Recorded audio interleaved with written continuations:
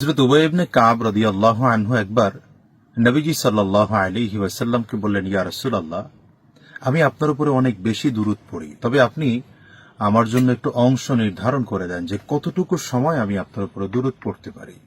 নবীজি বললেন, তুমি নিজেই বলো কতটুকু সময় চাও। হযরত উবাই ইবনে কাব বললেন, 1/3 নবীজি বললেন, ঠিক আছে, তবে যদি বাড়াতে পারো তাহলে আরো ভালো। হযরত উবাই ইবনে কাব বললেন, হুজুর, তাহলে অর্ধেকটা সময়। নবীজি বললেন, যদি আরো বাড়াতে পারো আরো ভালো। হযরত উবাই ইবনে কাব বললেন, হুজুর, 3/2 আমি আপনার উপরে দুরূদ পড়তে চাই।